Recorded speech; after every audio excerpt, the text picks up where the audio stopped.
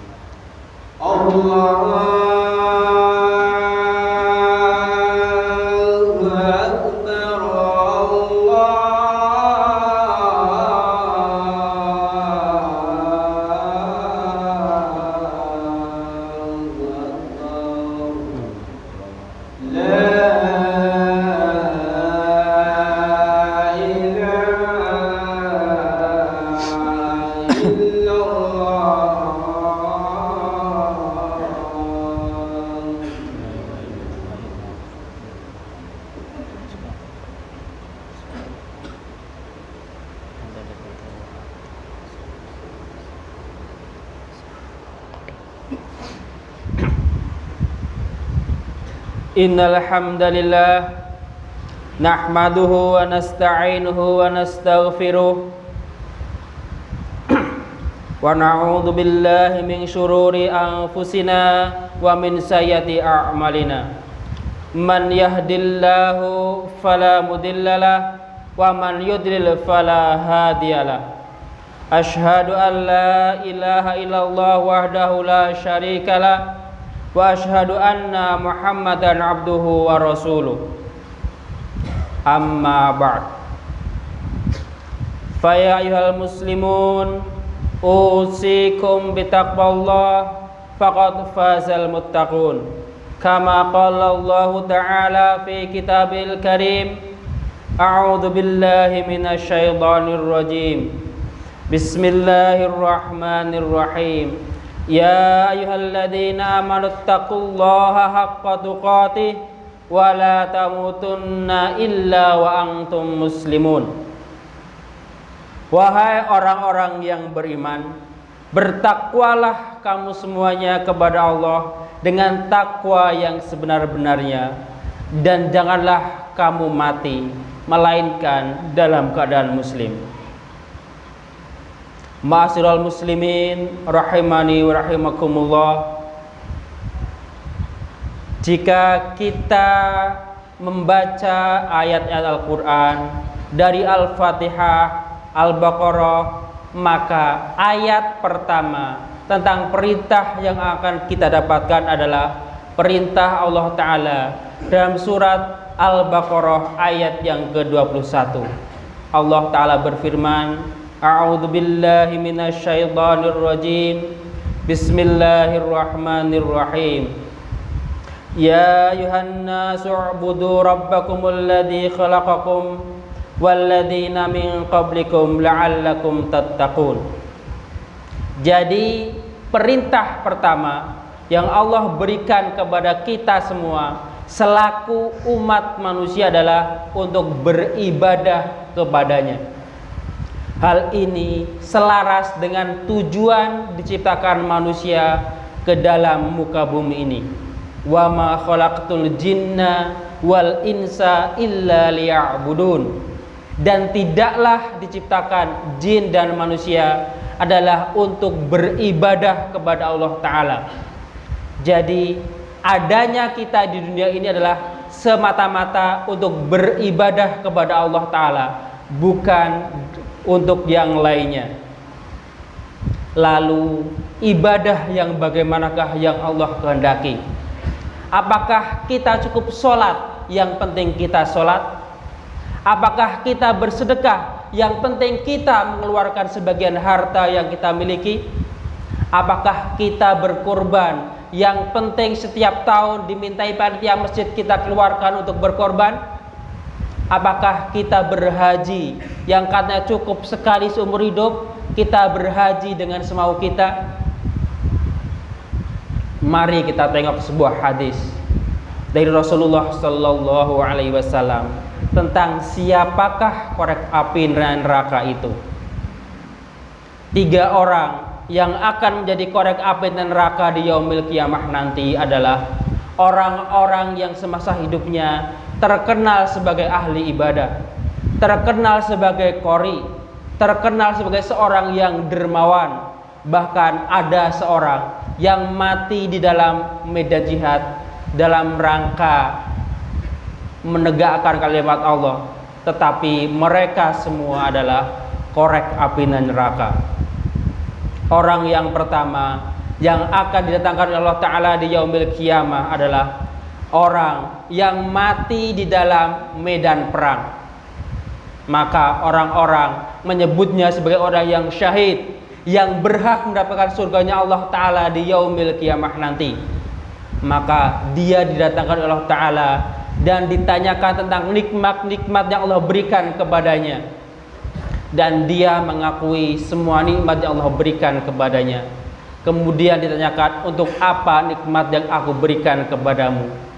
Dia berkata, aku habiskan hidupku untuk berjuang di jalanmu, sehingga aku mati syahid dalam pertempuran menegakkan agamamu. Pernyataan tersebut disanggah oleh Allah Ta'ala. Engkau dusta, engkau bohong, engkau berjuang di medan jihad hanya agar engkau disebut sebagai seorang yang gagah berani, agar engkau disebut sebagai seorang pahlawan. Lalu dipanggillah malaikat untuk menyeretnya dan memasukkannya ke dalam api neraka. Na'udzubillah min dzalik. Orang yang kedua adalah orang yang alim, orang yang paham tentang agama, dan dia juga ahli dalam membaca Al-Quran. Didatangkan di yaumil kiamah nanti untuk menghadap Allah Ta'ala kemudian ditanyakan tentang nikmat-nikmat yang Allah berikan kepadanya, dan dia mengakui semua nikmat yang Allah diberikan kepadanya. Kemudian ditanyakan kembali, untuk apa nikmat-nikmat itu engkau gunakan? Dia menjawab, aku gunakan hidupku untuk belajar dan mengajar, dan aku gunakan hidupku untuk belajar Al-Quran dan mengajarkannya. Kembali dibantah oleh Allah Ta'ala, engkau bohong, engkau dusta, engkau belajar, engkau memahami Al-Quran agar engkau hanya disebut sebagai orang yang alim, agar engkau disebut sebagai seorang qari, orang yang ahli dalam membaca Al-Quran.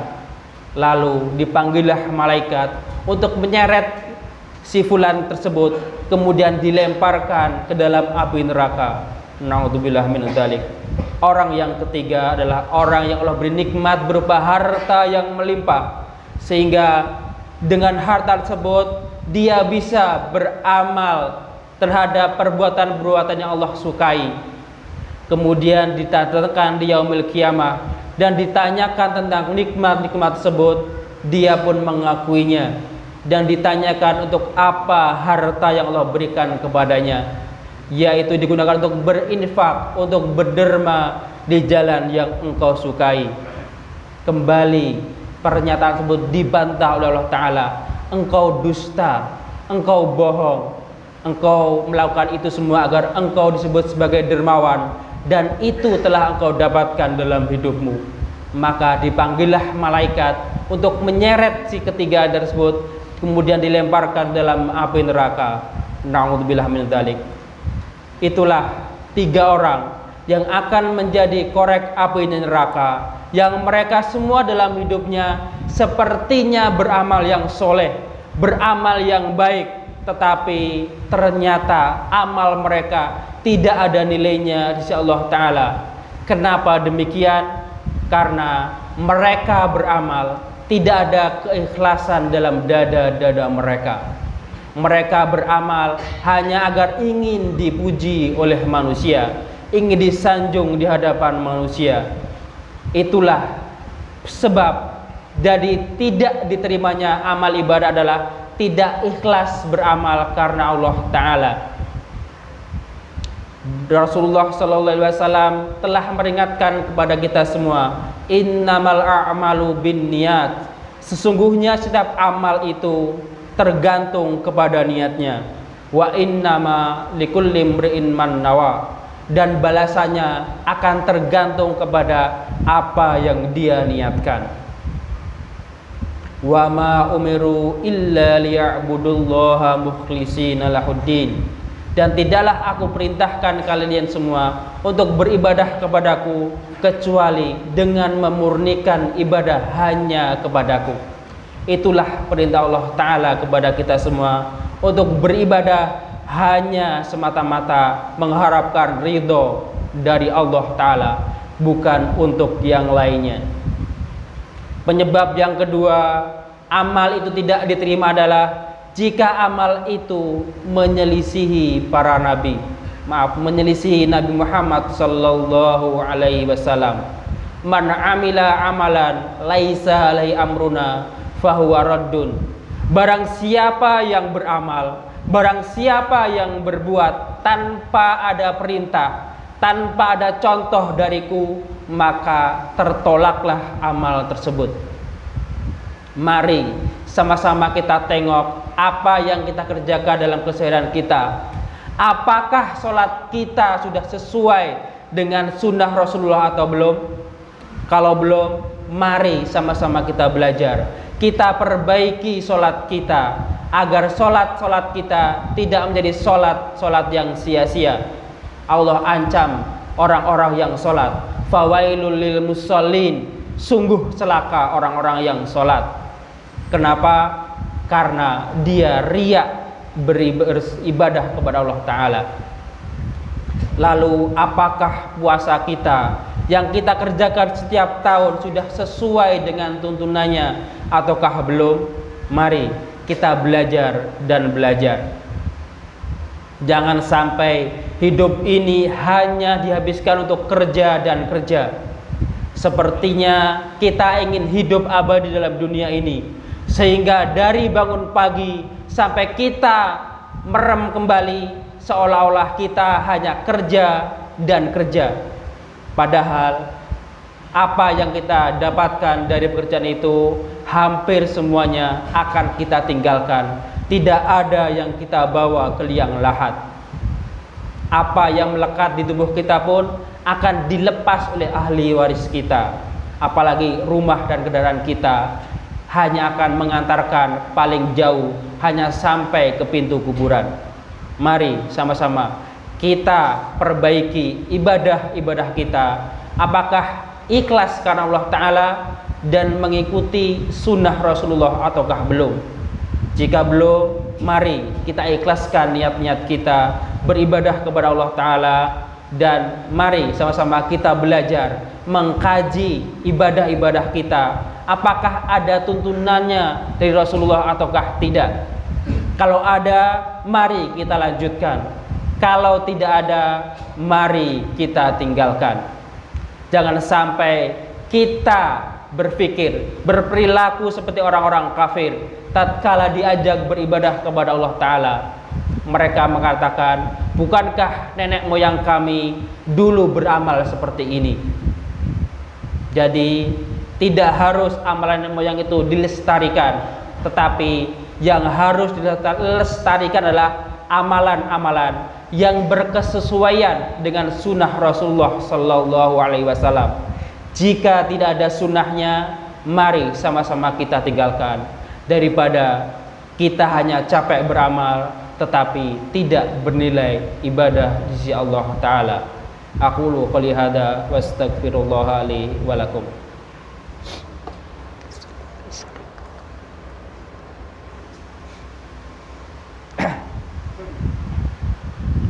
Alhamdulillahi rabbil alamin, wassalatu wassalamu ala asyrafil anbiya'i wal mursalin, nabiyyina Muhammadin wa ala alihi wa sahbihi ajma'in. Amma ba'd.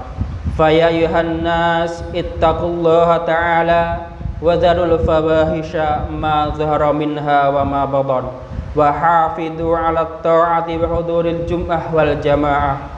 Wa'lamu anna Allaha amarakum bi amrin bada'a fihi bi nafsihi wa sanna bi malaikati qudsih faqala ta'ala inna Allaha wa malaikatahu yusalluna 'alan nabi ya ayyuhalladzina amanu sallu 'alaihi wa sallimu taslima. Allahumma salli ala Muhammad wa ala ali Muhammad kama sallaita ala Ibrahim wa ala ali Ibrahim innaka Hamidum Majid, wa barik ala Muhammad wa ala ali Muhammad kama barakta ala Ibrahim wa ala ali Ibrahim innaka Hamidum Majid. Allahumma ighfir lil muslimina wal muslimat wal mu'minina wal mu'minat al ahya'i minhum wal amwat innaka sami'un qaribun mujibud da'wat. Allahumma alif baina qulubina wa aslih data bainina wahdina subulas salam wa najjina minadh dhulumati ilan nur wa jadibna al fawahisha ma dhahara minha wa ma batan, wa barik lana fi asma'ina wa absarina wa qulubina wa azwajina wa dhurriyyatina wa tub alaina innaka antat tawwabur rahim waj'alna syakirina li ni'matika musnin.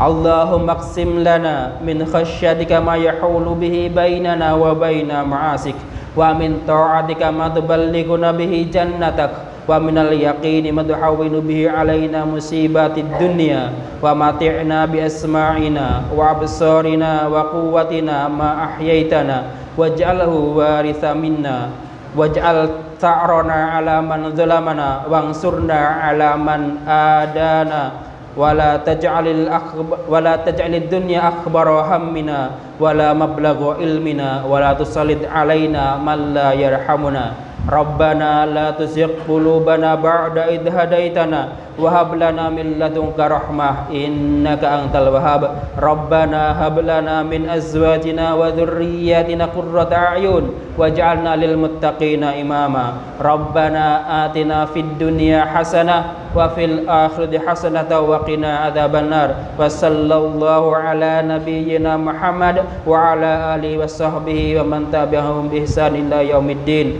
Walhamdulillahi rabbil alamin. Summa ibadallah.